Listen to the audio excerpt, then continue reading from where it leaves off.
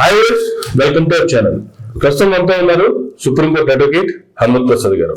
నమస్తే సార్. నమస్తే అండి సార్. లోకేష్ గారు రీసెంట్ గా ఆయన వైజాగ్ వెళ్ళారు. ఆయన మీద ఉన్నటువంటి విశాఖ మెట్రోపాలిటన్ కోర్టులో నడుస్తున్నటువంటి కేసు హీరింగ్ కోసం ఆయన వైజాగ్ వెళ్ళి వైజాగ్ లో ఆయన చేసినటువంటి కామెంట్లు, రిపోర్ట్లు, అడిగినటువంటి ప్రశ్నలకి ఫార్చ్యూన్ 500 లో ఉన్నటువంటి కంపెనీలకి ఎకరం రూపాయికి ఇస్తా, నేను అలాగే ఇస్తే తప్పేంటి?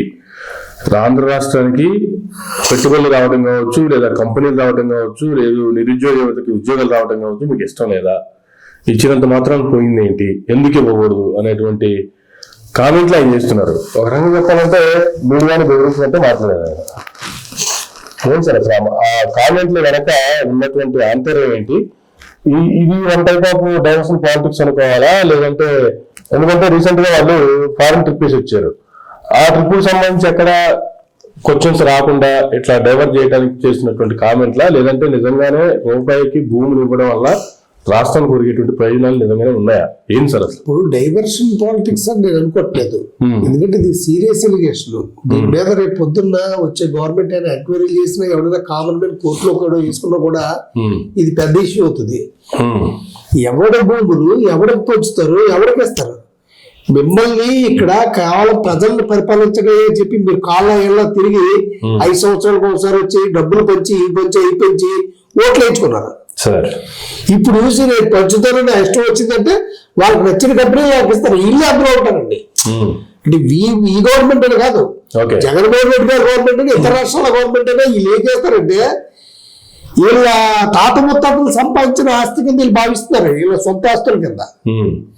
వీళ్ళేమో పంచగారు, మీకు ఏమో ఉంటే మీ ఆస్తులు పెంచుకోండి. 99 పైసలకి మొత్తం అన్ని ఎకరాలు పంచడం ఏంటండి?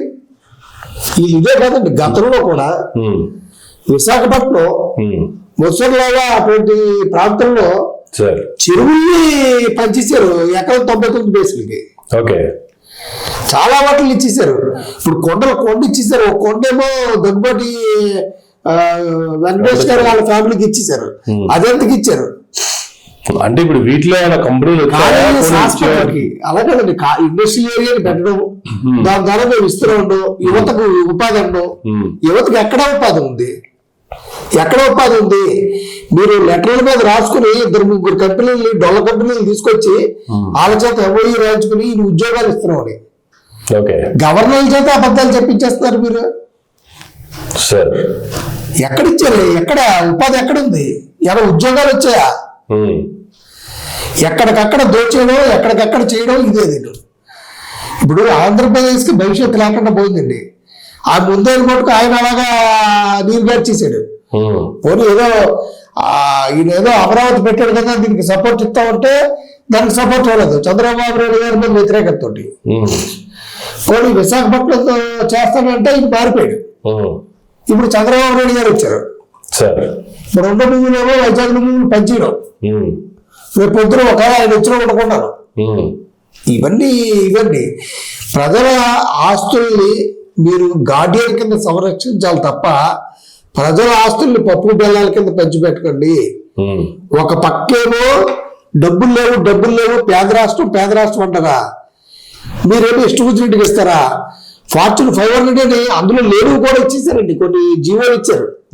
ఫార్చ్యూన్ 500 లో లేని కంపెనీలకు కూడా వీళ్ళు ఎకరానికి 99 పైసలు, ఎకరానికి కూడా కాదు, ఎన్ని ఎకరాలు ఇస్తే అన్ని ఎకరాలకి 99 పైసలు. ఇది చాలా దారుణమైన పరిస్థితి, పెద్ద స్కామ్ కింద నేను భావిస్తున్నాను. కానీ ఇలాంటి వాళ్ళు రాజధాని అని చెప్తున్నటువంటి ఏకైక రాజధాని, ఏకైక రాష్ట్రం అని చెప్తున్నటువంటి అమరావతిలో మాత్రం ఎవరికి ఇవ్వట్లేదు, కానీ తీసుకెళ్ళి అన్ని వైజాగ్ లో భూములు మాత్రం ఇస్తున్నారు. ఏంది దీని వెనుక రాజధాని? అవునండి, ఇప్పుడు అమరావతిలో ఆయన పెంచుకోవచ్చాడండి. అమరావతిలో జగన్మోహన్ రెడ్డి గారు ఒక కొన్ని ఎకరాలు పక్క పెట్టి పేదలకు పంచేసాడు. అక్కడ పేదలే ఉండకుండా చేద్దామని దీని పాత్ర. ఇప్పుడు చేసేటంటే అలా స్వామీజీలకు ఒక 20 ఎకరాలని, వీళ్ళకి 20 ఎకరాలని, ఎవరైతే కార్పొరేట్ లెవెల్లో వీళ్ళకి పెద్దపేట వేస్తారో వాళ్ళందరికీ పంచడం. మరి వాళ్ళతో ఏ రూపాయి ఒప్పందాలు పెట్టుకున్నారో ఏంటో తెలియదు. మీరు ఎవరంటే ఇవ్వడానికి? 1 ఎకరం 5 సంవత్సరాల పరిపాలన ఉంటారు.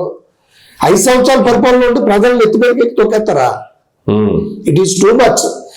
అది ఒకవేళ నిజంగా కోర్టులకు వెళ్తే ప్రాసిక్యూట్ చేయవచ్చు దీన్ని. అంత తేలిగ్గా ఎవరు వదలరంటే ఖచ్చితంగా వెళ్తారు.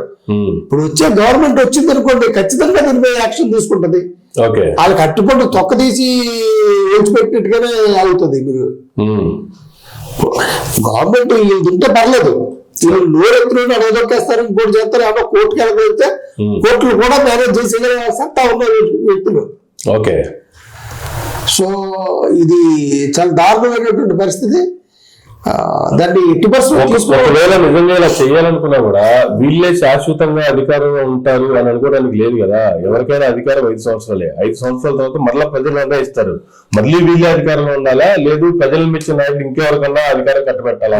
అధికారంలో ఉండడం తెలిసే ఈ రకంగా పంచుకుంటున్నారు. ముందుగా అన్ని రకాలుగా చేసుకుంటారు. ఇప్పుడు ఏ రకంగా వాళ్ళు చెప్పింది ఎండలకి చెవులో పువ్వులు పెట్టుకుని వ్యక్తులు కాదు కదా ఇక్కడ. వాళ్ళు ఏదో చాలా కథలు చెప్తారు, ప్రజలకి చాలా తెలుసు. మళ్ళీ ఇప్పుడు ఎవరెవరితో ఒప్పందాలు పెట్టుకున్నారో వాళ్ళకి మధ్య లోపాయకారి ఒప్పందం ఏంటి, మీరు ఏ బేస్ మీద ఇస్తారు?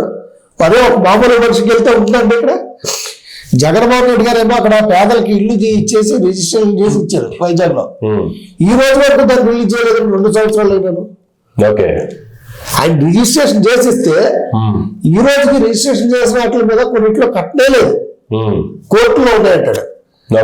ఆ కోర్టుల్లో వీళ్ళే వేశారు కోర్టులు. అక్కడ ఇవ్వకుండా వైజాగ్ లో స్థలాలని అన్యాక్రాంతం చేసేస్తున్నారు అని చెప్పి రైతుల చేత వీళ్ళే ఇచ్చారు. ఆ కేసులన్నీ లిఫ్ట్ చేయించుకుని ఈయన పంచాడు. కానీ వాళ్ళు పేదలకి భూములు ఇస్తే తప్పు, కానీ వీళ్ళు మాత్రం ఎకరం రూపాయికి అమ్మేయచ్చు, ఇది మాత్రం రైతు. రాష్ట్ర యువతకు మేలు చేసినట్టు, రాష్ట్రానికి ఉపాధిగా పరంగా మేలు చేసినట్టు, రాష్ట్రానికి పెద్ద ఎత్తున పెట్టుబడులు తీసుకొస్తున్నట్టు. ఏంది అసలు ఇది? మనం చేస్తే సంసారం, అవతల చేస్తే వ్యభిచారం అన్న రీతిలో జరుగుతుంది ఇది. ఓకే, సరే మొత్తం అక్కడ కొన్ని కోర్టులో లిఫ్ట్ అయిపోయి అన్నారు. ఈ రోజుకి అట్లా హ్యాండ్ ఓవర్ చేయలేదు. 2 సంవత్సరాలు జగన్మోహన్ రెడ్డి గారు దిగేటప్పుడు సగం కట్టారు. ఈ రోజుకి హ్యాండ్ ఓవర్ చేయట్లేదు. ఈ రోజుకి స్థలంలో కొన్ని కోర్టులో ఉంటారు, అసలు అక్కడ కట్టనే లేదు. అక్కడ నేను ఎంక్వైరీ చేశానండి. అంటే అట్ల మీద కోర్టులో కూడా వేస్తున్నాడు త్వరలో. కొంతమంది స్థానిక రాజకీయ నాయకులు, తెలుగుదేశం నాయకులు అక్కడ అడ్డుపడుతున్నారండి, అట్లా మేనేజ్ చేస్తున్నారని చెప్పి అక్కడ పనిచేసే వాళ్ళు చెప్పారండి. ఇది ఎంత దారుణం అండి. అంటే ప్రతిరోజు కూడా మీదే అనుకోకండి, ఒకరోజు అనేది వస్తుంది. పాపాలు చేస్తే పాపాలు ఎవరు చేస్తే వాళ్ళకి బదులవుతాయి. ఇప్పుడు జగన్మోహన్ రెడ్డి గారు చేశారు, ఆయన నిర్మిత్రుడు కదా, సేమ్ అదే పరిస్థితి. ఇంతకాలం చేసినా కూడా ఈ రోజుకి మనం బాగుపడాలి, మనం బాగుండాలి, మనకు ఇష్టం వచ్చినట్టుగా ఇచ్చేయచ్చు. ఆ లోకేష్ గారు చెప్తారు, ఎంత రెక్లెస్ ఇస్తే అంత ఇచ్చేస్తాను నేను. అంటే యు ఆర్ ద రిప్రజెంట్. మీరు ఒక సేవకులు, ప్రజా సేవకులు, ప్రజలకి సేవ చేయడానికి ఉన్నారు, ప్రజల మీద పెత్తనం చేయడానికి కాదు. అది గుర్తుంచుకోవాలి. రాజ్యాంగం చెప్పింది, రాజ్యాంగాన్ని ఫాలో అని చెప్పినా కూడా ఇవ్వడానికి ఆయన అసలు ఇవ్వడానికి ముఖ్యమంత్రి గారు కదా. ముఖ్యమంత్రి గారు కేబినెట్ మంత్రులంతా ఆమోదించాలి, ముఖ్యమంత్రి గారు ఫైనల్ చేయాలి, చేసిన తర్వాత కదా ఇవ్వాలి వద్దని డెసిషన్. ఇప్పుడు ఈ సరి అయినటువంటి అవగాహన లేకపోవడం వల్ల, ప్రెస్టేషన్ వల్ల, వాళ్ళు చేసిన దాన్ని ఎవడో ప్రశ్నించకూడదు అనేటువంటి భావన వల్ల ఇవన్నీ జరుగుతున్నాయి. ఎందుకంటే ప్రజలు ఎవరైనా సుఖంగా ఉన్నారనుకుంటారా? ప్రజలు ఏం మాట్లాడరండి. ప్రజలు ఎలా చెప్తారంటే అతి దారుణంగా ఉంటుంది తీర్పు అనేది. ఇది జగన్మోహన్ రెడ్డి గారికి అప్లై చేశారు. ఎంత దారుణంగా అంటే అదంతా బాగుంది, అందరికీ పనిచేశారు, ఎవడో లేడు, రాజకీయ నాయకులను నొక్కేస్తారు అనుకున్నాడు. మీరు ఇచ్చినా కూడా పక్కన అన్యాయం జరిగితే మటుకు సాధించలేరు ప్రజలు. ఆయన ఆ రోజు వరకు కూడా ఈ రోజుకి వాళ్ళు కోరుకోవడం దెబ్బ 11 వచ్చేయటని వాళ్ళకి అర్థం కాక ఈవీఎంలు మోసం జరిగి ఆడ ఓట్లు మార్చేశారు. ఇలాంటి డొంక తిరుగుడు కాబట్టి చెప్తారు తప్ప ప్రజలు వాళ్ళ పద్ధతులను వ్యతిరేకించారు, వాళ్ళ జవాబుదారీతనం లేకపోవడం వ్యతిరేకించారు, ప్రశ్నించేవాడు గొంతుకుని నొక్కేయడానికి వ్యతిరేకించారు. ఆ వ్యతిరేకించడం వల్ల వాళ్ళకి సీట్లు వచ్చాయి. కానీ ఏదో మీరేదో ఓడపడుతారు కాదు, జగన్మోహన్ రెడ్డి గారి మీద ఉండే వ్యతిరేకతతో మాత్రమే మీరు రద్దు పొందారు. ఈ రోజున మీ మీద అంతకంతా వ్యతిరేకత వచ్చింది. జగన్మోహన్ రెడ్డి గారి మీద వచ్చిన వ్యతిరేకత 5 సంవత్సరాల్లో బయటకు కనపడలేదు, ఓట్ల రూపంలో కనపడింది. ప్రతి ఓడ ఆశ్చర్యపోయాడు. కానీ మీ మీద 2 సంవత్సరాలు తిరగకుండా బాగా వ్యతిరేకత ఉంది. అంటే మీకేనా సీట్లు వస్తాయో గుర్తించుకోండి. తెలుగుదేశానికి ఎన్ని సీట్లు వస్తాయి చూడండి. ఎందుకంటే ఒకళ్ళ మీద ఒకళ్ళకి పడట్లేదు, ఏం చేస్తున్నారో ఏంటో తెలీదు, అంత లోపాయకారి వ్యవహారాలు. సో ఇలాంటి వ్యవహారాలతోటి మరి అసలు అమరావతి నగరం పూర్తవుతుంది కదా. అమరావతి నగరానికి ఇంతవరకు ఏదో ఒక్క రూపాయలు తేగలిగేదా లోన్ తప్ప సెంట్రల్ గవర్నమెంట్ నుంచి? అక్కడ మీరే ఉన్నారు కదా, ఏమి ఒక్క రూపాయి తేలేకపోతున్నారు. పేపర్ ఉండే చూపెడుతున్నారు లెక్కలో. మేము అన్ని ఉద్యోగాలు ఇచ్చే ఎన్ని ఉద్యోగాలు ఎక్కడ ఇచ్చారు ఉద్యోగాలు? అసలు కంపెనీనే స్టార్ట్ అవ్వలేదు. ఇన్ని కోట్లు పెట్టుబడి వచ్చింది, అన్ని కోట్లు పెట్టుబడి వచ్చింది. ఇన్ని మభ్య పెట్టడం, ఇలాంటి మభ్య పెట్టే విధానాలు పెడితే మిమ్మల్ని మభ్య పెడతారు ప్రజలు. అదొకటి బాగా గుర్తించుకోండి.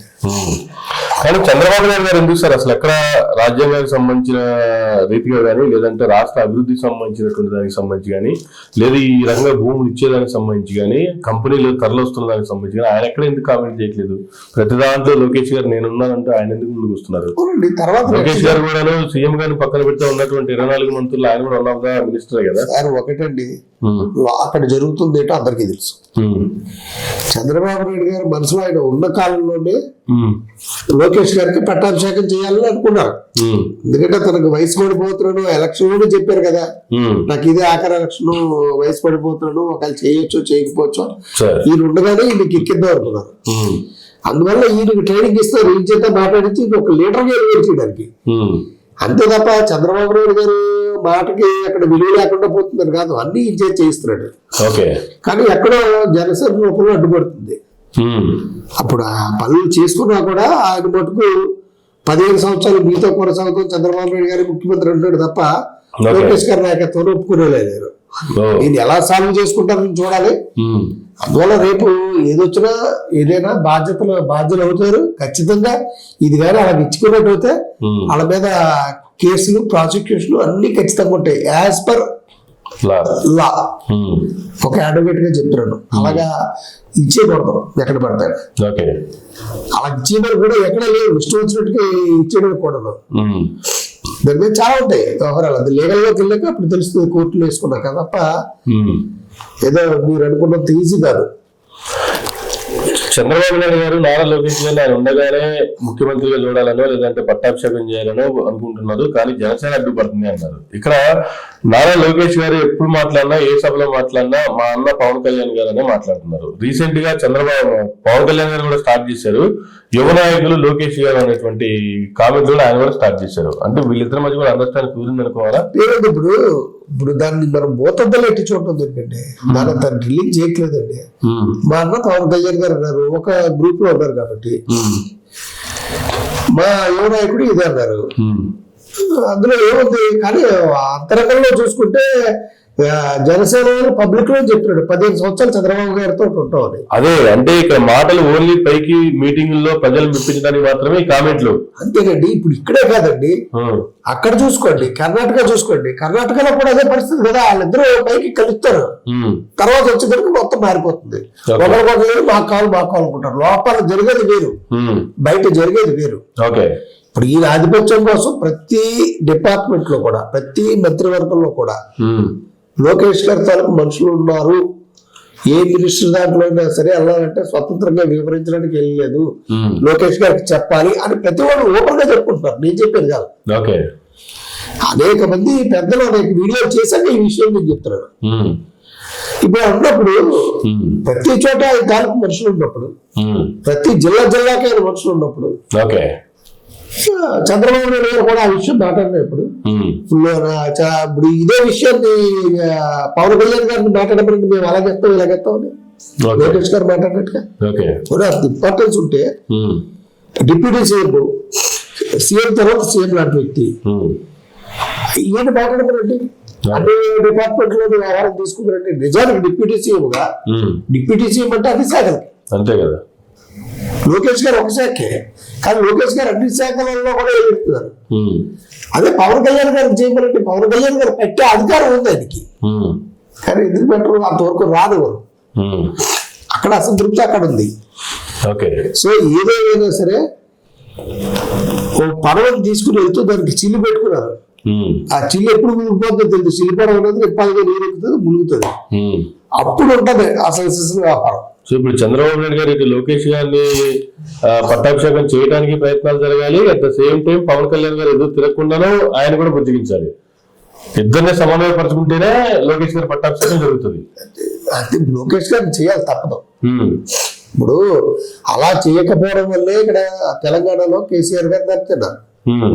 ఇప్పుడు ఆ దీపం ఉండగానే ఇల్లు చక్క పెట్టుకోవాలన్నట్టుగా చేసుకోవాలి. ఇప్పుడు స్టాలిన్ గారు చక్కగా ఏం చేశారు, వాళ్ళ అబ్బాయిని తీసుకెళ్లి తమిళనాడులో డిప్యూటీ చీఫ్ మినిస్టర్ చేశారు, మొదటి నుంచి చేసుకుంటూ. ఆ పని తెలంగాణలో కేసీఆర్ గారు చేయలేపారు. అందువల్ల వీళ్ళు ఇదే ఇప్పుడు కాంగ్రెస్ పరిస్థితి, టిఆర్ఎస్ పరిస్థితి ఎంత నిండుగోచరంగా ఉంది. అలాంటి పరిస్థితి రాకూడదు, కేసీఆర్ గారి లాగా మనం చేయకూడదు. మనం ఉండగానే తెలుగుదేశానికి నాయకత్వానికి ఇచ్చేలా చేయాలి అని చెప్పి ఆయన మీద వదులుతున్నారు. అంతే తప్ప లోకేష్ గారు ఆయన పట్టించుకోకపోవడం ఇలాంటివి రాంగ్. సో ఫైనల్ గా ఆంధ్రప్రదేశ్ రాష్ట్రానికి పెట్టుబడులు రావాలి అంటే రూపాయికే భూములు ఇవ్వాలి. ఇది ఎంతవరకు సక్సెస్ అయ్యే మంత్రం అంటారు? అసలు ఇది సక్సెస్ మంత్రమా లేదంటే? సక్సెస్ అంటే గతంలో ఇచ్చారండి, అసలు వాటి మీద జనాలకు తెలియపోవడం వల్ల అన్ని తాలూకు జీవాలు ఉంటాయి నా దగ్గర. ఇప్పుడు ఈసారి మట్టుకు ఎవరు వదలడం. 500 ఎకరాలని అసలు లేనప్పుడు ఒక ఎకరం 50 లక్షల పైన ఉంటే 50 లక్షలు 1 కోటి 2-3 కోట్లు కూడా ఉంది. అలాంటి 99 పైసలు ఇచ్చేస్తా ఉంటే ఏంటి అర్థం? మీరు ఇక్కడేమో బాబరావుతున్నదేమో బలవంతంగా మెల్ల నుంచి పూలింగ్ చేసి ల్యాండ్ పూలింగ్ చేస్తున్నారా? ఉన్న రైతులకి గతంలో తీసుకున్న రైతులకి ఈ రోజు వరకు వాళ్ళు దిక్కు లేక రోడ్డు మీద కూడా కుయ్యమూర నడుస్తున్నారా?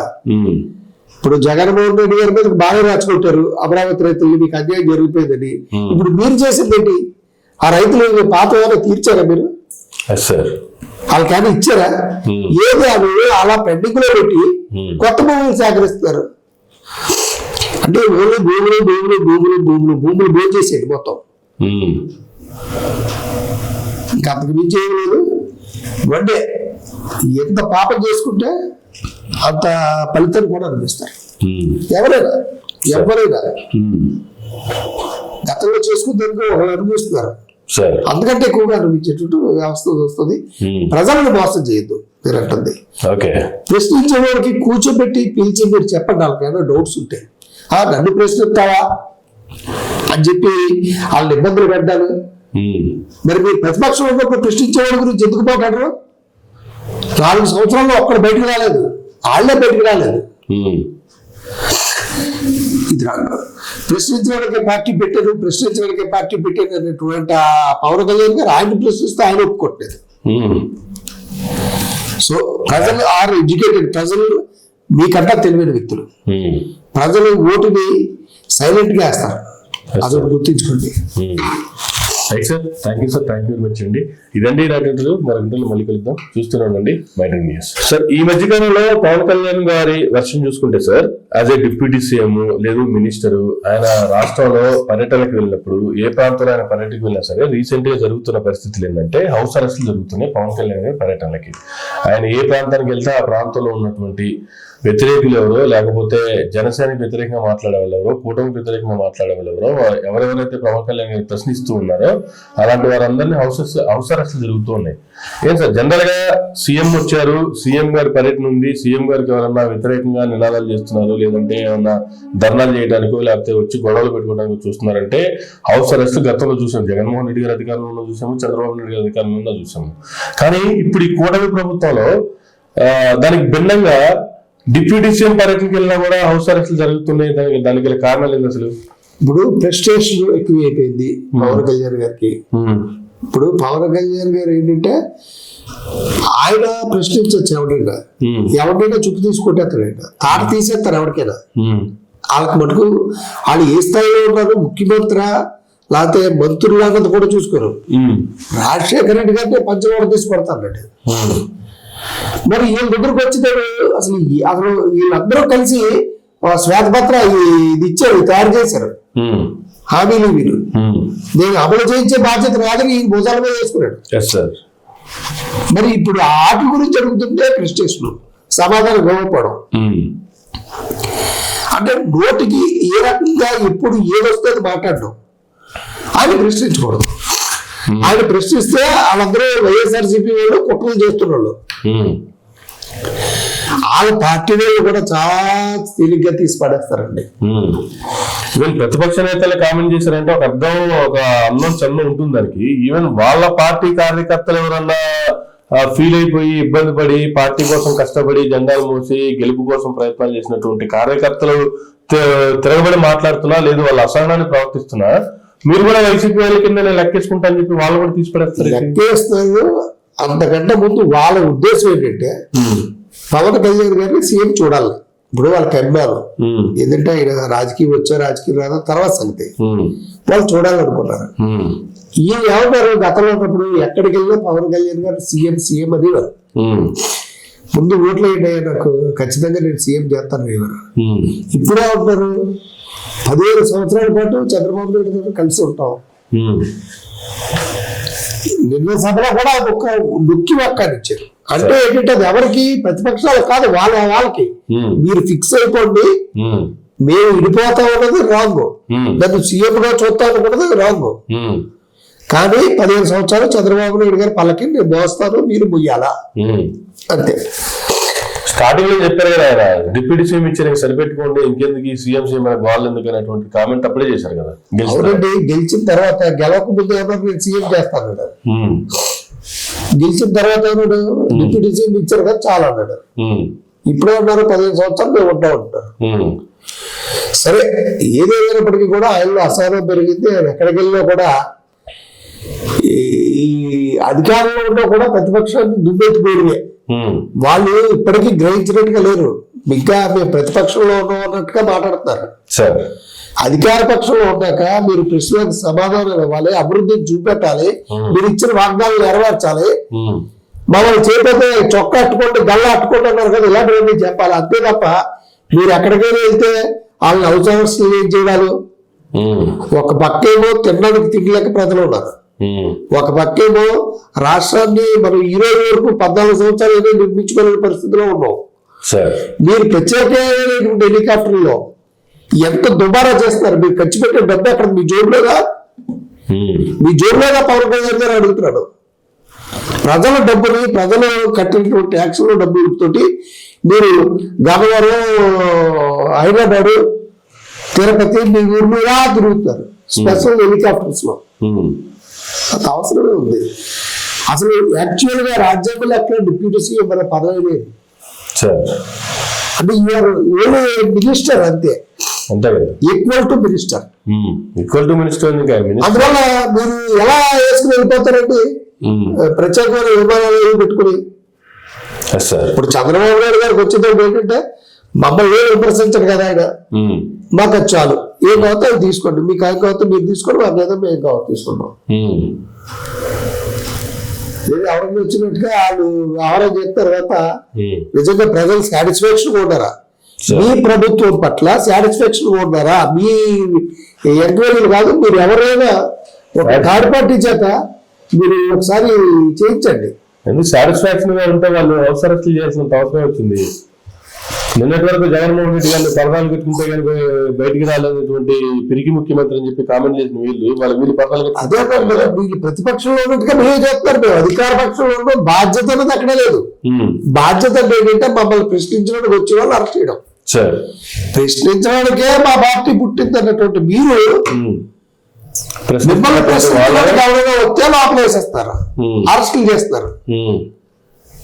మిమ్మల్ని ప్రశ్నించకూడదా? కాదు, మీరేమో ఎక్కడి నుంచి దిగి వచ్చారా? అత్యంత దారుణంగా ఉంటుందండి. Every citizen has equal rights. మీరు ప్రజలు ఓటేస్తే ప్రజలందరూ పరిపాలించలేరు కాబట్టి మేము చక్కగా చేస్తాం, మాకు ఓటు వేయమని కళ్ళబొల్లి మాటలు చెప్పారు కూడా వచ్చిందని రాజ్యాంగాన్ని ఇప్పటికి 106 సార్లు అమెండ్ చేశారండి. ఇంకోసారి కూడా అమెండ్ చేయాలా? మరి గవర్నమెంట్ చేస్తాలేదు. తప్పుడు వాగ్దానాలు చేసి ప్రజలుకి పదవి ఎక్కి ఆ తర్వాత దాన్ని పక్కన వదిలేస్తే తుక్కు రేగొట్టాలండి. ఒక్కొక్క రాజకీయ పార్టీకి ఒక్కొక్క రాజకీయ నాయకుడికి తుక్కు రేగొట్టాలా, తాట తీయాలా.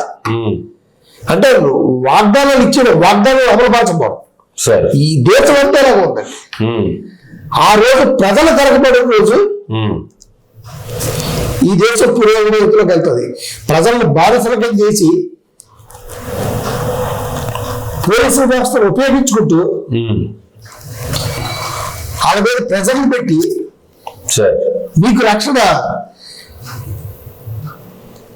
ఒక మనిషి వెళ్తే ఒక కేవలం ఓటే ప్రజల చేత ఓడించుకుంది, మీకు ఓటేసిన మాకేమీ లేదు. ఎవరైనా ఏమన్నా చేసినా కూడా పోలీస్ స్టేషన్కి ఇంత కేసు పెట్టే పరిస్థితి లేదు. ఎన్ని రకాలుగా మోసాలు పోతున్నా కూడా కేసులు సాల్వ్ చేయట్లేదు. నీ సేవలో ఉండిపోతున్నారు వాళ్ళు. సార్ కోర్టులు ఎన్ని కొట్టుకెళ్ళేసినా ఏమి చేసినా వీళ్ళకి బుద్ధి రావట్లేదు. కేరళ ఏంటంటే రాజ్యాంగం మీద అవగాహన లేపడం. ఇప్పుడు ఆ మధ్య ఇప్పుడు నానా పటేకర్ గారు ఒక బుక్ అన్నారు, వీళ్ళకి దేశభక్తి ఉండాలి ఫస్ట్ రాజకీయ నాయకుడికి. ఒక 5 సంవత్సరాలు బోర్డర్ లో పనిచేసి వచ్చాకే రాజకీయ నాయకుడి కింద వేయాలండి. వీళ్ళకి ఏ క్వాలిఫికేషన్ ఉందండి? ఏ క్వాలిఫికేషన్ ఉంది రాజకీయ నాయకుడికి? ఎవరైనా వేసేయచ్చు. ఒక పోస్ట్ రావాలంటే అటెండర్ పోస్ట్ రావాలంటే డిగ్రీ ఉండాలా? మళ్ళీ పరిపాలించడానికి బట్టి ఏ డిగ్రీ అక్కర్లేదు. వాళ్ళకి ఇష్టం వచ్చినట్టుగా డ్యూటీ తినడం, నోటైజింగ్ చేయడం, రౌడైజింగ్ చేయడం, మధ్య పెట్టించాలి. అసలు రాజ్యాంగం మీద అవగాహన లేదు. పవన్ కళ్యాణ్ గారు కూడా ఆయన అఫిడవిట్ లో ఆయన ఎడ్యుకేషన్ క్వాలిఫికేషన్ దగ్గర ఆయన పెట్టి 10th క్లాస్ అని అంటే కదా. ఉండండి, అది తర్వాత సంగతి. నేను ఒక పవన్ కళ్యాణ్ గారిని చెప్పట్లేదు, మొత్తం దేశం అంతా అలాగే ఉంది పరిస్థితి. ఇప్పుడు ఈ వ్యవస్థ మారాలా? ఇప్పుడు ప్రతిపక్షంలో ఉన్నప్పుడు గుర్తుకొస్తాయి ఇవన్నీ. ఇప్పుడు మనం మాట్లాడుతున్న మాటలు అంతకంటే ఎక్కువ మాడతారు. అధికార పక్షంలో ఉన్నా కూడా ఆయన ప్రతిపక్ష నాయకుడి కింద మాట్లాడుతున్నాడు తప్ప ఇంతకాలమైనా ఇంకా జగన్మోహన్ రెడ్డి గారే. మీరు బాగు చేస్తుంది ఏది? ఎక్కడ కడతారు అమరావతి? మీరు నెక్స్ట్ టైం కొంటారు 2029లో పూర్తి చేయలేదా? మీరు అది దృష్టిలో పెట్టుకోండి. నాట్ ఓన్లీ పవన్ కళ్యాణ్ గారు సార్, ఈవెన్ క్యాబినెట్ మినిస్టర్స్ ఎవరు కామెంట్లు చేసినా, లేదు కూటమి ఎమ్మెల్యేల్లో 164 మంది ఎవరు కామెంట్లు చేసినా, అందరూ ఇప్పటికీ ఏ కామెంట్లు చేయాల్సి వచ్చినా జగన్మోహన్ రెడ్డి మొత్తం వ్యవస్థలో నాశనం చేసిపోయాడు, దాని మీద బాగు చేస్తున్నాం, బాగు చేయడానికి 5 సంవత్సరాలు కూడా సరిపోదు అనేటువంటి కామెంట్. తర్వాత ఇప్పుడు ఆయన పాడు చేశారు. నువ్వు బాగు చేస్తుందే చూపెట్టు. మేము చేసేవాళ్ళు చూపెట్టండి, ప్రజలకు ఇవి తీర్చేవాళ్ళు చూపెట్టండి. కానీ వీళ్ళు చేస్తున్న కామెంట్లు, వీళ్ళు మాట్లాడుతున్నటువంటి మాటలు, జరుగుతున్నటువంటి నేపథ్యం చూసుకుంటే ఆంధ్రప్రదేశ్ కూడా మరో నేపాల్, మరో శ్రీలంక పరిస్థితులు ఆంధ్రప్రదేశ్ లో పునరావృతం అయ్యే అవకాశాలు కనిపిస్తున్నాయి. ఖచ్చితంగా ఉండండి. ఎస్సీ ఎస్టీల మీద అకృత్యాలు పెరిగాయండి, దారుణాలు జరుగుతాయండి, ఎక్కడ పడితే అక్కడ కూడుతున్నారండి వాళ్ళని. ఇది మటుకు వాళ్ళ దానికంటే వైఎస్ఆర్సీపీ దానికంటే ఎక్కువ ఉందండి. ఈవెన్ హోమ్ మినిస్టర్ కింద అధికారులు ఉన్నా కూడా, అదే సామాజిక వర్గానికి చెందిన అధికారులు ఉన్నా కూడా, ఇప్పుడు ఆవిడ అన్ని ప్రెస్ మీట్లు మాట్లాడతారు జగన్మోహన్ రెడ్డి గారిని తిట్టడమే పనిగా. అసలు ఈ దాంట్లో ఇక్కడ ఇంత మీ సామాజిక వర్గానికి చెందినటువంటి వ్యక్తులు అంత దారుణంగా ట్రీట్ చేస్తూ, కూడుతూ, తిడుతూ, అక్రమంగా భయభ్రాంతులు గురి చేస్తుంటే ఒక హోమ్ మినిస్టర్ మీరు ఏం చేస్తారు సార్? సో ఏదైనా పరిపాలన అనేది గాడి తప్పుతుంది. ఎవరేం మాట్లాడతారో తెలియట్లేదు, అసహనం పెరిగింది. సో ఏదైనా కాలం నిర్వహిస్తుంది. అంతవరకు ఇంకో 3 సంవత్సరాలు ఉంది కాబట్టి ఈ 3 సంవత్సరాలు ఎవరో ఆపలేని సంగతి వాళ్ళకి తెలుసు. మళ్ళీ ఆఖరి ఇయర్కి వచ్చేటప్పటికి అప్పుడు వాళ్ళ కళ్ళు తెరుచుకుంటే ఇప్పుడు ఇందులో ఉండే వాళ్ళందరూ అందులోకి వెళ్ళిపోతారు చాలా మంది. ఎప్పుడు జరిగేది కదా. ఇప్పుడు వాళ్ళకి సర్వేలు చేయించుకుంటారు, సర్వేలు చేయగానే మనకు రావని తెలిస్తే అందులోకి వెళ్ళిపోతారు. మాకు సీట్లు రావని తెలిస్తే అందులోకి వెళ్ళిపోతారు. ఏదో పార్టీలోకి వెళ్ళిపోతారు. అప్పుడు తెలిసి వస్తుంది జరగకపోతే. ఇంకా అప్పుడు పరిస్థితి ఎలా ఉంటుంది చూద్దాం. ఎందువల్ల ఏంటంటే ప్రజలకి న్యాయం చేయండి, ప్రజలు ప్రశ్నిస్తే జవాబు చెప్పండి. మీకు మీరు సర్వేలు చేయించుకుంటే రిపోర్ట్లు వస్తాయి. ఆ రిపోర్ట్లను పట్టుకుని అసలు మీ ఎలా ఉందో మీరు చూసుకోండి. అంటే ఏదో ప్రతిపక్షం మీద తోసేసినంత మటుకు మిమ్మల్ని ప్రశ్నించేవాడిని అవతల పక్షం కింద మాట్లాడేసినంత మటుకు మీకు ఉన్న క్రేజ్ ఏం పెరిగిపోదు. క్రేజ్ డైలీ తగ్గుతుంది తప్ప ఒక ప్రభుత్వంలో పరిపాలన చేశారంటే వ్యతిరేకత అనేది అలా పెరుగుతూ ఉంటుంది. మీరు అమాంతం పెంచేస్తారు వ్యతిరేకతని. ఇప్పుడు జగన్మోహన్ రెడ్డి గారికి మీకు డిఫరెంట్ ఏంటంటే ఆయన గవర్నమెంట్ లో వ్యతిరేకత అనేది ఉందన్నట్టుగా ఎవరికి తెలియదు, కానీ వ్యతిరేకత ఉంది. కానీ మీ దాంట్లో బాటంగా వ్యతిరేకత ఉంది. మీకు ఓట్లేసి గెలిపించింది మీ పార్టీ నాయకులు కాదు, పార్టీ కార్యకర్తలు కాదు. నిన్న జగన్మోహన్ రెడ్డి గారు ఓటేసిన వ్యక్తులే, మాలాంటి వ్యక్తులే ఈ రోజు మీకేశారు. ఇదే వ్యక్తులు షిఫ్ట్ అవుతారు అక్కడికి, ప్రజలు చూస్తారు కాబట్టి. అందువల్ల మీ కార్యకర్తల వల్ల, మీ తాలూకు కళ్ళబొల్లి ఉపన్యాసాల వల్ల, వాగ్దానాలు కాదు, వాగ్దానాలు చెప్పి ప్రజల్ని మభ్య పెట్టారు. అది మట్టు కరెక్ట్. సో ఇదేదో జాతరలో ఉంది, చూద్దాంలే అని చెప్పి వచ్చారు. ఇప్పుడు మీరు చేయలేసారు కదా, ఈయనకంటే ఆయనే బెటర్ అని చెప్పి అటు సైడ్కి షిఫ్ట్ అయ్యే అవకాశం ఉంది. అప్పుడు షిఫ్ట్ అయితే ఇప్పుడు మీరు ఎలా అరెస్ట్ చేస్తున్నారు, వాళ్ళు ఎలా అరెస్ట్ చేస్తారు కదా, రాష్ట్రమే బాగుపడతాం. వాళ్ళు మీరు టార్గెట్, మీరు వాళ్ళ టార్గెట్. సో ఏదైనా ప్రజలుగా, ప్రభుత్వాలు ఎన్నుకున్న ప్రజలుగా మేము అభ్యర్థించేది ఏంటంటే అభివృద్ధిపై దృష్టి పెట్టండి, దోచుకోవడం ఆపేయండి, దోచుకుంటూ శిక్షించండి. మీరే ఒక పక్క దోచుకుంటుంటే మిగతా అధికారులు ఏం చేస్తారు? యథా రాజా తథా ప్రజ, అలాగే ఉంటారు. కాబట్టి మన ఇన్స్పిరేషన్గా ఉండాలి తప్ప మన గోయిని మనమే తవ్వుకుంటుంటే లేదు. ఇప్పుడు ఏంటంటే అక్కడ ఉండేది ఏంటంటే మీ గోయి మీరే తవ్వుకుంటారని నేను భావిస్తున్నాను. Right sir. Sir, Jaganmohan Reddy గారు ప్రతిపక్షంలోకి వచ్చిన తర్వాత 11 సీట్లకి పరిమితం అయిపోయిన తర్వాత దగ్గరగా 1.5 years జరిగిపోయింది కాలం కూడా. ఈ 18 నెలల కాలంలో వైఎస్ఆర్సీపీలో కానీ లేదు, జగన్మోహన్ రెడ్డి గారి యొక్క కదలికల్లో కానీ లేదు, ఆయన యొక్క ఆంతర్యంలో కానీ మార్పు వచ్చిందంటారా? కూటమిలో వ్యతిరేకత ప్రజల్లో కూటమి మీద చాలా స్పష్టంగా కనిపిస్తుంది. ప్రజలే చాలా మంది ఓపెన్ అయిపోతున్నటువంటి పరిస్థితి. ఇంత తక్కువ టైంలో ఇంత వ్యతిరేకత రావడం అనేది రాష్ట్ర చరిత్రలోనే దాదాపుగా మొట్టమొదటిసారి ఇదే అనేటువంటి కామెంట్లు కూడా కొంతమంది చేస్తూ ఉన్నారు.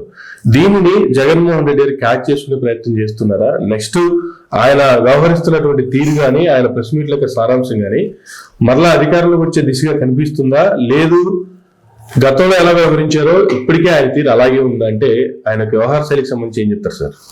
వ్యవహార శైలి కంటే జగన్మోహన్ రెడ్డి గారిని ఇంకా పరివర్తన రావాలా. ఫస్ట్ ఏ ప్రభుత్వం అయినా సరే ప్రభుత్వం మీద వ్యతిరేకతతో ఓట్లు వేస్తారు తప్ప అక్కడ ఉండేటువంటి ప్రతిపక్ష నాయకుడి మీద అభిమానంతో ఓట్లేరు. అలా ఓట్లు వేస్తే జగన్మోహన్ రెడ్డి గారు 2014లో గెలవాలి. 2014లో చంద్రబాబు నాయుడు గారు చేశారు. చంద్రబాబు నాయుడు గారి మీద వ్యతిరేకత వీళ్ళకి లాభించింది. అంటే వీళ్ళకి కొంత ఓట్ బ్యాంక్ ఉంటుంది, అది సహకరిస్తుంది. ఏ ఒక్క పార్టీ దానికి ఓట్ బ్యాంక్ వల్ల వచ్చారు. ఓట్ బ్యాంక్ అంటే కార్యకర్తలు, న్యూట్రల్ క్యాండిడేట్స్ కాదు. రావటం ఎలా చేస్తారు? మాకు ఎవడు బాగా చేస్తారంటే వాళ్ళకి వేస్తాం. రకరకాల ఫ్యాక్టర్స్ ఉంటాయి. అందువల్ల ఇప్పుడు జగన్మోహన్ రెడ్డి గారు ప్రభుత్వం మీద వ్యతిరేకత ఉంది. ఆ వ్యతిరేకత ఆయన క్యాచ్ చేసుకుంటారా లేదా అనే విషయానికి వస్తే ఆయన క్యాచ్ చేసుకునేటట్టు కొన్ని పద్ధతుల్ని ఆయన చెప్పాలి బహిరంగంగా. చెప్పకపోతే వాళ్ళ మీద వ్యతిరేకత ఉంది కదా, నాకే ఓటేసేస్తారంటే అది తప్పులో కాలేసి పెట్టుకనే. ఏం చెప్పాలంటారు బహిరంగంగా? జగన్మోహన్ రెడ్డి గారికి జనరల్గా అనుభవం తక్కువ రాజకీయంగా. అంటే అఫ్ కోర్స్ పిఎం పార్లమెంటేరియన్ కింద దీని కింద చేశారు కానీ చంద్రబాబు నాయుడు గారిని చూసి నేర్చుకోవాలి. చంద్రబాబు నాయుడు గారు ఎలక్షన్ లో ఓడిపోయినప్పుడు నేను మారతాను, కొంచెం చేశాను, కొన్ని పొరపాట్లు, మేము మారతాం అని చెప్పి ప్రజల దగ్గరికి వెళ్తారు. అంటే ఓటమికి గల కారణాలను విశ్లేషించుకుంటారు. విశ్లేషించుకుని దీనివల్ల మనం ఓడిపోయాము, మళ్ళీ దీని మీద ఎజ్యూరెన్స్ ఇవ్వకపోతే మనం రాలేము అని చెప్పుకుంటారు. ప్రభుత్వం మీద వ్యతిరేకత ఉన్నా కూడా మన పట్ల కూడా కొంత అభిమానం పెరగాలన్న ఉద్దేశంతో చంద్రబాబు నాయుడు గారు వెళ్తారు. కరెక్ట్ స్ట్రాటజీ అది. ఆయన పరిపాలన బాగా చేస్తున్నా లేదా తర్వాత సంగతి. ప్రజల్ని జగన్మోహన్ రెడ్డి గారు ప్రజల విషయంలో చాలా తప్పులు చేశారు. పప్పు బేలాల కింద డబ్బులు పెంచి పెడతారు, అంతవరకు ఓకే. అవి కూడా కాపాడలేకపోయింది. ఎందుకు తప్పులు చేశారంటే ఆ తప్పుల్ని ఈ రోజు వరకైనా గమనించుకోగలిగారా? ఆ తప్పులకి నేను పశ్చాత్తాపం పడుతున్నట్టు జగన్మోహన్ రెడ్డి గారు చెప్పుకుంటే కనుక యాజ్ ఎ సిటిజన్ గా నేను గమనించినటువంటి విషయాలు ఏంటంటే, ఫస్ట్ కరోనా టైంలో ఉపాధ్యాయుల్ని చాలా ఇబ్బందులు పెట్టారు. ఉద్యోగస్తుల్ని చాలా ఇబ్బందులు పెట్టారు. అంటే బ్రాందీలు మందు షాపుల దగ్గర క్యూలో నిలబడే చోట వాళ్ళు కూర్చోబెట్టడం, ఉపాధ్యాయుల చేత టాయిలెట్స్ అవి తుడిపించడం. అలా ఒకరు కాదు, ప్రభుత్వ ఉద్యోగస్తులు అందరూ కూడా చాలా వ్యతిరేకంగా చాలా ఇబ్బందులు పడ్డారు. ఓకే. ఆ ప్రభుత్వ వ్యతిరేకత కూడా తెలుగుదేశం పార్టీకి ఒక కారణమైంది. ఇక జగన్మోహన్ రెడ్డి గారు రాకూడదు అనుకున్నారు. ఓకే. ప్రజలు ఓటేయాలనుకున్నారు. ఈ ప్రజల్లోనే ప్రభుత్వ ఉద్యోగులు కదా. ఇప్పుడు వీళ్ళు పడితే ఇబ్బందులు, వాళ్ళకి టైంకి జీతాలు రాక ఇంకోటి రాక ఏ రోజు ఎక్కడ ఉంటుందో తెలియక వాళ్ళు చెప్పింది అసలు పట్టించుకోక ఇవన్నీ చేశారు. దాని మీద గట్టిగా తగిలింది. ఒక కుటుంబంలో ఒక టీచర్ లేకపోతే ఇంకోటి ఉన్నాడంటే అతను జగన్మోహన్ రెడ్డి గారి వల్ల ఇబ్బంది పడుతున్నాడంటే వాళ్ళ కుటుంబంలో వ్యక్తులు కూడా రివర్స్ కోరుతారు వాళ్ళకి. ఆయన ఒక్కడే ఒకటి కాదు కదా, అది చూసుకోండి.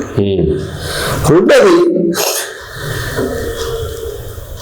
అర్చకులకి జీతాలు ఇచ్చారు, బాగానే ఉంది. పాస్టర్లకు కూడా జీతాలు అన్నారు. అభిమానం ఉండొచ్చు, ఆయన క్రైస్తవ మతస్థుడు కావచ్చు, కానీ ఎక్కడి నుంచి తీసి ఇచ్చో జీతాలు? ఇప్పుడు గుళ్ళు ఉన్నాయి, టెంపుల్స్ ఉన్నాయి, హిందూ దేవాలయాలు. హిందూ దేవాలయం నుంచి ఆదాయం వస్తుంది కాబట్టి ఆదాయం ప్రభుత్వానికి వస్తుంది కాబట్టి ఆదాయం నుంచి తీసి ఇచ్చో బాగానే ఉంది. చర్చిల నుంచి కానీ మసీదుల నుంచి కానీ ₹1 ఆదాయం వస్తుందా? ₹1 తీసుకున్నారా? మరి వాళ్ళకి ఇందులో వచ్చేస్తున్నాం, ఇందులో వచ్చాయి గవర్నమెంట్ నుంచి. దీన్ని ప్రజలు వ్యతిరేకించారు కొంతమంది. అందరికీ సమయం ఉండాలంటే తీసుకుని మాకు ఇస్తున్నారు, వాళ్ళ దగ్గర తీసుకోండి, వాళ్ళకి ఇవ్వండి. ఇది ప్రతి ఒక్క వ్యక్తులు ఇచ్చారు, వాళ్ళకి ఇవ్వడం ఎవడో తప్పట్టట్లేదు, వాళ్ళకి ఇవ్వాలి. ఎలాగ ఇవ్వాలి? నువ్వు ఏదో ఏర్పాటు చేయి. వాళ్ళ చర్చలను కూడా నువ్వు ఆదాయంగా వనరులకు తీసుకో. హిందూ దేవాలయాలను మాత్రమే తీసుకుని హిందూ దేవాలయాలు వచ్చి సొమ్ముని తీసుకెళ్లి అక్కడ ఇచ్చి అదొకటి. రెండోది బాగా దెబ్బపడిందండి. తర్వాత పోలవరం రైతులు 3 రాష్ట్రాల రాజధానులు అనేది పెట్టి ఆయన పెద్ద తప్పు చేశారు. పెట్టారు, కానీ వైజాగ్ ప్రజలకి, ఉత్తరాంధ్ర ప్రజలకి వైజాగ్ సెంటిమెంట్ ఉండాలి కదా. వైజాగ్ సెంటిమెంట్ లేదు అక్కడ, ఆయన ఆశించినంతగా లేదు. కానీ అక్కడ జగన్మోహన్ రెడ్డి గారు ప్రభుత్వం దిగిపోయేంత వరకు కూడా వాళ్ళు ధర్నాలు చేశారు. తాలూరులో అక్కడ రైతులు మాకు చేయట్లేదు అనేసి, ఇక్కడే రాజధాని ఉండాలని. ఒక ఇంచుమించు 3 సంవత్సరాలు వాళ్ళు ధర్నా చేసినా కూడా, ఆ రోడ్లోనే వెళ్తున్నా కూడా మీరు పట్టించుకోకుండా వాళ్ళ పట్ల చాలా కర్కశంగా వ్యవహరించారు. పెయిడ్ బ్యాచ్ అని, ఈ బ్యాచ్ అని, ఆ బ్యాచ్ అని. మీరు మీ నాయకులు గా చెప్పబడుతున్నటువంటి కొంతమంది వ్యక్తులు, మంత్రులు ఇలా అవమానించారు. అంటే ఫ్యాంట్ షర్ట్ వేసుకుంటే రైతు కాడండి. ఇప్పుడు ఈ రోజున వాళ్ళ పిల్లలు ఫారెన్ లో ఉంటున్నారండి, మనకంటే ఎక్కువ సంపాదిస్తారు. దీని భూములు అయితే ఒక్కొక్కరికి 25 లక్షలు, 30 లక్షలు, 50 లక్షలు వచ్చాయి. వాళ్ళు అట్లా కార్లు అవి కొనేసుకున్నారు. అందరూ హ్యాపీగా లీడ్ చేస్తున్నారు. వాళ్ళని పట్టుకుని వీళ్ళు రైతులు కాదు, వీళ్ళు పెయిడ్ బ్యాచ్ అని చెప్పి అవమానించారు. అదొకటి. తర్వాత ల్యాండ్ టైటిలింగ్ యాక్ట్ అని పెట్టారు. ఆ ల్యాండ్ టైటిలింగ్ యాక్ట్ మీద అసలు కోర్టులకే వెళ్ళడానికి వీల్లేదు. అంటే అక్కడ ఎంఆర్ఓలు వాళ్ళే సెటిల్మెంట్ చేసేస్తారు. ఇలాంటి చట్టం ఎక్కడా లేదు. మళ్ళీ దీనికి కేంద్ర ప్రభుత్వమే మాకు చెప్పింది అన్నారు. కేంద్ర ప్రభుత్వం వరకు ఎక్కడ అమలు చేయలేదు. చెప్పి మూర్ఖంగా, కర్కశత్వంగా అసలు వాళ్ళు పట్టించుకోలేదు. ప్రతి వాడికి భూముల మీద అట్ల మీద వీళ్ళు కొంచెం రౌడేజం చేస్తారు, కడప బ్యాచ్, వీళ్ళు దౌర్జన్యం చేస్తారు, మన భూములు లాక్కుపోతారేమో అనేటువంటి భయం వచ్చింది. న్యాయవాదులు దాని మీద అది తీసేంత వరకు కూడా కోర్టులు వేసి చాలా స్ట్రైక్ చేశారు. దీన్ని తెలుగుదేశం పార్టీ క్యాచ్ చేసుకుంది, మేము రాగానే తీసేస్తాం, అది చాలా మాకు తీసేస్తే చాలు మేము ఓట్లు వేస్తాం అన్నట్టుగా. ఇలాంటి కారణాలు ఉన్నాయండి. నిజమైనటువంటి సహాయం ఉన్నది చాలా మందికి దొరకలేదు. రెండోది, కోటానికి ఇచ్చేటప్పటికి మీరు రేషన్ కార్డులకు వెళ్ళట్లేదు, అక్కడికే బియ్యం వచ్చేస్తుంది అని చెప్పి తిప్పారు వేలలో. వ్యాన్లు తిప్పినప్పటికీ కూడా ఆ వ్యాన్లు ఏంటంటే దానివల్ల ఎవరికి ఉపయోగం లేదండి, ప్రభుత్వానికి వ్యతిరేకమే. ఎలాగ వ్యతిరేకమో చెప్తారో చూడండి. ఫర్ ఎగ్జాంపుల్, పొద్దున ఫోన్ చేస్తారు 6 గంటలకి, 10 గంటలకి మీ ఏరియాలకు వ్యాన్ వస్తుంది, మీరు కోట ఇప్పించుకోండి అని, రేషన్ తీసుకోండి అని. ఆ రోజు వాళ్ళు అక్కడ లేనట్టుకోండి, ఇంకా వాళ్ళకి లేనట్టుగానే వాళ్ళు ఎక్కడో మళ్ళీ నెక్స్ట్ వారం ఎక్కడికో వెళ్ళిపోతారు, ఇంకో వారం ఇంకో వీధిలోకి వెళ్ళిపోతారు. వీళ్ళందరికీ సైకిల్ ఉండొచ్చు, సైకిల్ లేకపోవచ్చు. పిల్లలందరూ ఫారెన్ లోనే ఎక్కడో చదువుకుంటారు, ఎక్కడెక్కడో ఉంటారు, ఉద్యోగాలు చేసుకుని. ముసలాళ్ళు ఉంటారు, నడుచుకుంటూ వెళ్ళలేరు, ఆ బియ్యాలవి మోసుకుంటూ రాలేరు.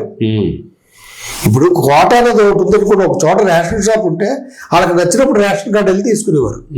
ఇప్పుడు 15 రోజుల పాటు ఇస్తారు రేషన్ అంటే 15 రోజుల పాటులో ఆయన అక్కడ కూర్చుంటాడు, ఉదయం వెళ్తాడో మధ్యాహ్నం వెళ్తాడో, నాకు కావాల్సిన టైంలో నేను వెళ్ళి తీసుకుంటాను. అంతేగాని నువ్వు పలానా టైంకి వచ్చి ఆ గంట సెంటర్ లో నిలబడతావు అంటే ఆ సెంటర్కి అందరూ వెళ్ళాలా ఆ టైం దాటితే వెళ్ళిపోతుంది. ఇది పెట్టడం వల్ల మీకు ప్లస్ జరుగుతుంది అనుకున్నారు కానీ బాగా మైనస్ జరిగింది. సో ఇలాంటి కారణాల వల్ల ప్రభుత్వ మీద వ్యతిరేకత బాగా వచ్చింది అతనికి. సో మీరు నిజంగా మళ్ళీ రెండోది లాస్ట్ ఏంటంటే అభ్యర్థుల్ని మీరు ఇష్టం వచ్చినట్టుగా మార్చారు, ట్రాన్స్ఫర్లు చేసినట్టుగా. ఒక అభ్యర్థి ఏదైనా ఖర్చు పెట్టుకోకపోతే గెలవడం, ఆ అభ్యర్థికి తన ప్రాంతం గురించి అవగాహన ఉంటది. మీరు వేరే నియోజకవర్గానికి వేస్తే అంటే ఈ అభ్యర్థి ఇక్కడ ఫెయిల్ అయినట్టుగా కదా, ఇక్కడ ఫెయిల్ అయినట్టు మాకు పనికొస్తాడా అనేది ప్రజలు ఒకటి ఆలోచించారు. ఇక్కడ అభ్యర్థి ఎలాగ ఆలోచించాడంటే వాళ్ళు ఎవరో నాకు తెలీదు, వీళ్ళు నమ్ముకుని నేను ఎలా ఖర్చు పెట్టుకోవాలి, ఇది ఓపెన్ సీక్రెట్, అందరూ చెప్పకపోతే డబ్బులు అయితే వాళ్ళు ఎలక్షన్కి వెళ్ళలేరు, డబ్బు ఉన్నోడికే సీట్ ఇస్తారు, డబ్బు ఖర్చు పెట్టుకున్నోడికి అవుతుంది. ఇప్పుడు ఎవరు పంపిస్తే 6 తాలూకు అనుచరులు ఇక్కడి నుంచి 6 తాలూకు అనుచరులు తీసుకెళ్ళా అక్కడ వాళ్ళకి తెలియదు కదా, ఎవరెవరో ఏంటో తెలియదు కదా, ఎలా పంచుతారు. ఇక్కడ కొంచెం గందరగోళం ఏర్పడిందండి. గందరగోళం ఏర్పడి అభ్యర్థులు కూడా వాళ్ళు కొంచెం వెనకడిగేశారు. ఎందుకంటే ఒకవేళ తీసుకెళ్ళి వాళ్ళకి భయం చెప్పారు కాబట్టి ఓ దేవుడు గొప్ప తీసుకెళ్ళేవారు, మీరు మాకే అర్థమని ప్రమాణం చేయండి అనేవారు. ఎందుకంటే వాళ్ళకి వీళ్ళు ఎవరో తెలియదు, వేస్తారో లేదో తెలియదు. ఇవి కూడా ప్రజల్లో అసహనానికి రేకెత్తించాయి. సో ఈ కారణం ఇప్పుడు రేపు పొద్దున మీరు ఎలక్షన్కి వెళ్దాం అనుకుంటే చంద్రబాబు నాయుడు గారి గవర్నమెంట్ మీద వ్యతిరేకత ఎలా పోతుంది.